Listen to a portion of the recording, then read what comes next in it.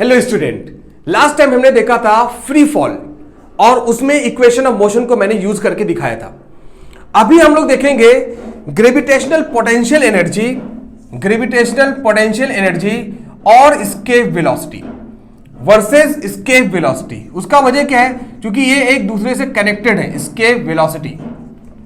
ठीक है, तो सबसे पहले भाई ग्रेविटेशनल पोटेंशियल एनर्जी क्या होता है, उससे पहले हमें जानना होगा कि भाई पोटेंशियल एनर्जी क्या होता है। बहुत सिंपल सी बात है, व्हाट इज पोटेंशियल एनर्जी। तो पोटेंशियल एनर्जी क्या होता है भाई, आपने जानते होंगे कि किसी भी ऑब्जेक्ट के अंदर जो स्टोर्ड एनर्जी होती है, किसी भी ऑब्जेक्ट के अंदर जितना मास ज्यादा होता है उतना ज्यादा स्टोर एनर्जी होती है। मान लो बहुत भारी भरकम अगर पत्थर है, तो पत्थर को अगर हाइट पे लेके जाओ तो उसके अंदर पोटेंशियल एनर्जी ज्यादा हो जाएगी हाइट बढ़ने पर। और आपने देखा होगा कि अगर मास ज्यादा होता है किसी ऑब्जेक्ट के अंदर तो उसके अंदर पोटेंशियल एनर्जी ज्यादा होता है। तो उसके अंदर जब जितना ज्यादा पोटेंशियल एनर्जी होगा किसी ऑब्जेक्ट के अंदर, उतना ही काइनेटिक एनर्जी में चेंज हो सकता है। तो पोटेंशियल एनर्जी एक तरीके से स्टोर्ड एनर्जी होती है किसी ऑब्जेक्ट के अंदर, और जो काइनेटिक एनर्जी होती है वही पोटेंशियल एनर्जी ही कन्वर्ट होती है काइनेटिक एनर्जी में। जैसे एग्जांपल के लिए अभी हमने जो खाना खाया वो पोटेंशियल एनर्जी है, खाना गया भाई एक जगह पे एनर्जी स्टोर कर लिया, अब उससे मैं आप लेक्चर ले रहा हूं तो काइनेटिक एनर्जी में चेंज हो रहा है, समझाने के लिए मैं बता रहा हूं। तो पोटेंशियल मतलब स्टोर्ड और काइनेटिक मतलब वही पोटेंशियल जब काइनेटिक में चेंज होती है। तो अब यहां पर ग्रेविटेशनल पोटेंशियल एनर्जी क्या है भाई, ये हम लोग समझेंगे। तो ग्रेविटेशनल पोटेंशियल एनर्जी मतलब भाई कि किसी भी ऑब्जेक्ट के पोजीशन, वर्टिकली पोजीशन की वजह से और उसके मास की वजह से जो एनर्जी स्टोर होती है उसको हम लोग ग्रेविटेशनल पोटेंशियल एनर्जी बोलेंगे, क्योंकि ग्रेविटी की वजह से हो रहा है। ठीक है, तो ग्रेविटी की वजह से होने की वजह से उसको हम ग्रेविटेशनल पोटेंशियल एनर्जी बोलेंगे, और वो भी क्या है, स्टोर एनर्जी होगा भाई, ड्यू टू इस वर्टिकल पोजीशन। और क्या, उसके वर्टिकली पोजीशन की वजह से जो है जो एनर्जी स्टोर होगी उसको हम लोग ग्रेविटेशनल पोटेंशियल एनर्जी बोलेंगे। अब ये पोटेंशियल एनर्जी जो होता है नॉर्मली हमने पढ़ा है कि भाई वो mgh होता है, आपने पढ़ा है नॉर्मली mgh। ठीक है, तो किसी भी मास की वजह से अगर हाइट बढ़ाओगे तो पोटेंशियल एनर्जी बढ़ेगा, तो ज्यादा पोटेंशियल एनर्जी आएगा भाई, चोट ज्यादा लगता है जानते हो जितना हाइट बढ़ाते हो। तो ये पोटेंशियल एनर्जी क्या होता है भाई, ये mgh हमने पढ़ा हुआ है। अब अगर अर्थ की बात करूंगा तो अर्थ की बात करूं, अगर मान लो कोई ऑब्जेक्ट अर्थ पर है, उसकी रेडियस पर है, तो यहां पर हम क्या बोलेंगे भाई, mgr। हाइट की जगह पर उसका सेंटर से हम लोग लेंगे अगर, तो सेंटर से h की जगह पर हम लोग r बोल देंगे। बात को समझो, अगर हम सेंटर से बात करें तो अर्थ हम क्या बोल देंगे भाई, हाइट की जगह पर उसका r बोल देंगे। अगर अर्थ की बात कर रहे हैं तो यहां सेंटर से देखो ये रेडियस r है, तो इसके जगह पर हम लोग r बोल देंगे। अब ये अर्थ के अंदर भी ग्रेविटेशनल पोटेंशियल होता है भाई, वो क्या काम करता है, किसी भी ऑब्जेक्ट को बांध के रखता है। बात को समझो, तो ग्रेविटेशनल पोटेंशियल जो अर्थ का होता है वो किसी भी ऑब्जेक्ट को अपने पास बांध के रखता है, बाइंड करके रखता है। जस्ट वो एक तरीके से वो बाउंड करके रखेगा एकदम, बिल्कुल समझ लो उसको कहीं ने जाने नहीं देता है किसी ऑब्जेक्ट को। तो वो हम लोग क्या बोलेंगे भाई, अर्थ का ग्रेविटेशनल पोटेंशियल एनर्जी। अब आप जानते हो कि भाई फॉर अर्थ आपने देखा है कि G is equal to G mass of earth divide by R, earth का होल स्क्वायर, रेडियस का होल स्क्वायर। आपने इसको पढ़ा हुआ है पहले, जब मैं एक्सेलरेशन ड्यू टू ग्रेविटी पढ़ा रहा था तो ये पढ़ाया था भाई कि G जो होता है एक्सेलरेशन ड्यू टू ग्रेविटी, ये G mass of earth divide by R square होता है। तो इसके जगह पर हम लोग क्या बोल देंगे भाई, अगर ग्रेविटेशनल पोटेंशियल एनर्जी बोलूंगा, ग्रेविटेशनल पोटेंशियल एनर्जी, तो इसको हम लोग क्या बोलेंगे, m तो वैसे रहने दूंगा किसी भी ऑब्जेक्ट का, और G भाई G की जगह पर क्या लिख दूंगा, G mass of earth divide by radius का होल स्क्वायर।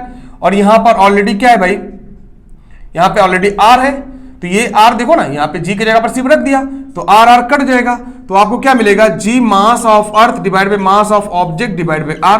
तो ये ग्रेविटेशनल पोटेंशियल एनर्जी, आपको एक फॉर्मूला मिल गया।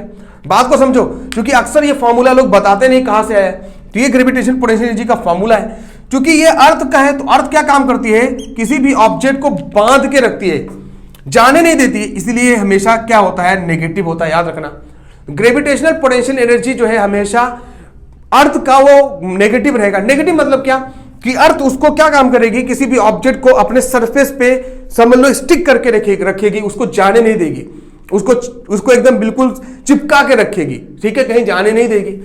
तो यहां पर ये जो नेगेटिव साइन है, इसका मतलब ये है कि अर्थ जो है वो क्या है भाई, ये जो भी ऑब्जेक्ट होगा वो पूरा अर्थ से बाउंडेड होगा, अर्थ के ग्रेविटेशनल फील्ड में बाउंडेड होगा, जाएगा नहीं, फेंकोगे फिर भी नीचे आ जाएगा। तो ये उसका पोटेंशियल एनर्जी है अर्थ का, इसकी वजह से इस ऑब्जेक्ट को खींच रही है। बात को समझो। तो ये हम लोग को फॉर्मूला मिल गया भाई कि ग्रेविटेशनल पोटेंशियल एनर्जी क्या होता है। अब सवाल ये है, इसको एक जगह रखो, अभी देखना इसका क्या फायदा क्या होगा, अभी देखना, मैं समझाऊंगा अभी आपको। कुछ वजह है, इसको मैंने बता दिया भाई कि ग्रेविटेशनल पोटेंशियल एनर्जी क्या होता है और उसको डिराइव कैसे करेंगे, उसको फॉर्मूले फॉर्म में लाएंगे कैसे। नेगेटिव क्यों लिखा ये भी मैंने आपको बता दिया। नेगेटिव सिर्फ बता रहे बाउंड है, इसका मतलब ये नहीं कि नेगेटिव का कुछ और बड़ा यूज है, ठीक है। नेगेटिव से बता रहा है कि मतलब बधा हुआ है कोई भी ऑब्जेक्ट। उसके बाद ये जो ग्रेविटेशनल पोटेंशियल एनर्जी है, अब इसको एस्केप वेलोसिटी से क्या रिलेशन होता है उसको मैं समझा रहा हूं। सबसे पहली बात तो एस्केप वेलोसिटी क्या होता है उसको जानना पड़ेगा भाई। What is escape velocity? देखो, किसी भी ऑब्जेक्ट को जब अर्थ से फेंका जाता है, अर्थ से किसी भी ऑब्जेक्ट को हाइट पर जब फेंका जाता है फिर वापस चलाता है, फेंकोगे फिर वापस चलाएगा, कुछ और हाइट से फेंकोगे फिर चलाएगा। लेकिन बहुत ज्यादा एक्सट्रीम वेलोसिटी अगर दे दो किसी ऑब्जेक्ट को, बहुत ज्यादा एक्सट्रीम वेलोसिटी दे दो, तो फिर बोला जाता है भाई, बोला क्या जाता है, प्रैक्टिकली किया गया कि अगर किसी भी ऑब्जेक्ट को अर्थ पर 11.2 किलोमीटर पर सेकेंड, मतलब लगभग 11 किलोमीटर पर सेकेंड, एक सेकेंड में 11 किलोमीटर अगर ऑब्जेक्ट को चला दिया जाए इतनी स्पीड से हाइट पर ऊपर, तो वो दोबारा वापस नहीं आता है, वो फिर ग्रेविटेशनल फील्ड को क्रॉस करके बाहर निकल जाता है, अर्थ के ग्रेविटेशनल फील्ड को कहीं और चला जाता है, किसी और प्लेनेट के पास चला जाता होगा। तो ये सच्चाई है, that is called escape velocity. तो अब देखो, ये जो ग्रेविटेशनल पोटेंशियल एनर्जी है, इसकी वजह से ये एनर्जी जो है, इसकी वजह से ये बधा हुआ है, कोई भी ऑब्जेक्ट बधा हुआ है। ये एनर्जी है, एनर्जी की यूनिट क्या होती है भाई? जूल, याद रखना, ये जूल ही हमेशा रहेगा, ठीक है। एस्केप वेलोसिटी क्या होता है भाई? किसी भी ऑब्जेक्ट को इतनी वेलोसिटी दे दी जाए कि वो ग्रेविटेशनल फील्ड को क्रॉस कर जाए। तो the minimum velocity required to cross earth's gravitational field is called escape velocity and it is denoted by v escape e। ठीक है, बात समझ में है? ये क्लियर हुआ? तो अगर अर्थ की ग्रेविटी को अगर क्रॉस करके भाग जाना है कहीं, तो हमको क्या है भाई, कुछ एक वेलोसिटी देना पड़ेगा। वो कितना देना पड़ेगा जिससे अर्थ जो है किसी भी ऑब्जेक्ट को खींचना ही छोड़ दे। अब देखो, कोई भी ऑब्जेक्ट को अर्थ जो खींचती है वो इस वेलोसिटी से खींचती है, इस एनर्जी, उसके बाद इतना एनर्जी होता है, इतना पोटेंशियल एनर्जी होता है। तो अर्थ के पास किसी भी ऑब्जेक्ट के लिए इतनी पोटेंशियल एनर्जी है जिसकी वजह से किसी चीज को बांध के रखी है। अब अगर क्या काम करो, ये पूरी पोटेंशियल एनर्जी को काइनेटिक एनर्जी में चेंज कर दो। भाई आपके पास जितना खाना रखा हुआ है, जितना आपने खाना खाया, एनर्जी जितनी मिली है, उसका पूरा चिल्ला दो, लेक्चर ले लो, तो लास्ट में क्या है, सो जाओगे ना, नींद आएगी। क्यों? क्योंकि एनर्जी पूरी खत्म हो जाएगी। बात को समझो। तो जितना आपके पास पेट्रोल गाड़ी में डाला तो स्टोर है, एनर्जी स्टोर है, अब उसको पूरा चलाकर खत्म कर दिए तो अब पेट्रोल कुछ नहीं रह गया। वही कहानी है, तो अट्रैक्शन कुछ नहीं रह जाएगा। तो पेट्रोल है ये गाड़ी के अंदर, ये है पेट्रोल गाड़ी के अंदर, एनर्जी स्टोर। अब इसी को चेंज कर दो, चलाकर काइनेटिक एनर्जी में चेंज कर दो पूरा, तो गाड़ी यानी अर्थ के अंदर कोई भी खिंचाव बाकी रह जाएगा। फिर अर्थ तो किसी भी ऑब्जेक्ट को खींच ही नहीं सकती है फिर। तो अगर इतनी एनर्जी, पूरी एनर्जी को काइनेटिक एनर्जी में चेंज कर दो, बात को समझो, ये बहुत इंपॉर्टेंट पॉइंट है यार, लोग समझते नहीं है, इसलिए डेरिवेशन बड़ा सा बन जाता है।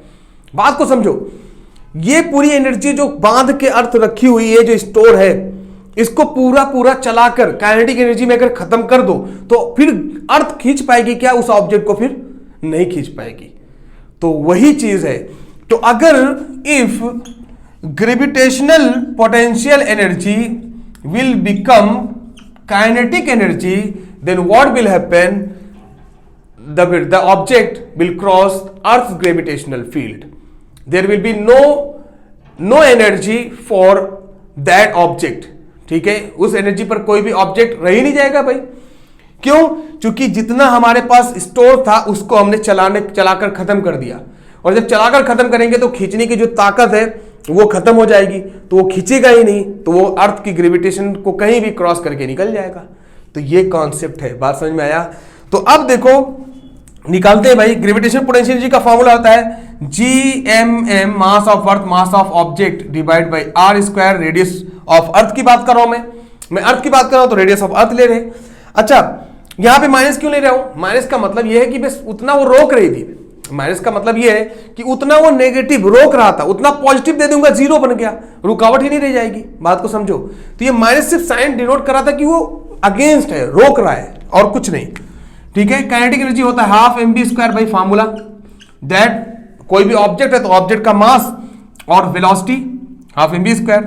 देखो मास ऑफ ऑब्जेक्ट कट जाएगा भाई, और ये देखो ये क्या मिल जाएगा 2g mass of earth divide by R square. बोलो ना भाई।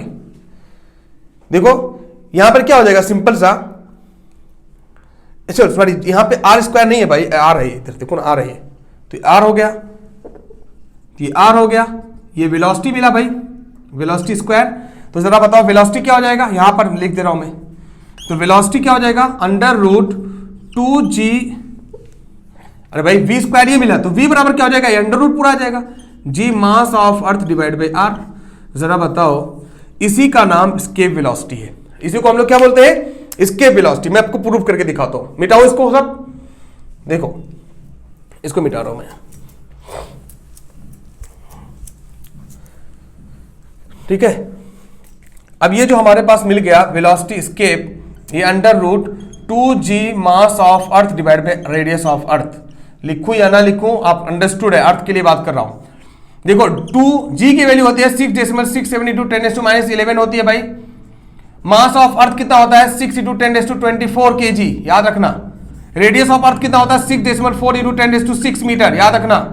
ठीक है, याद रखना ये सब सारी चीजें। रेडियस ऑफ अर्थ होता है 6.4 × 10⁻6, रेडियस और मास ऑफ अर्थ होता है 6 × 10⁻24 kg, और g होता है 6.672 10⁻11 न्यूटन मीटर स्क्वायर पर kg स्क्वायर।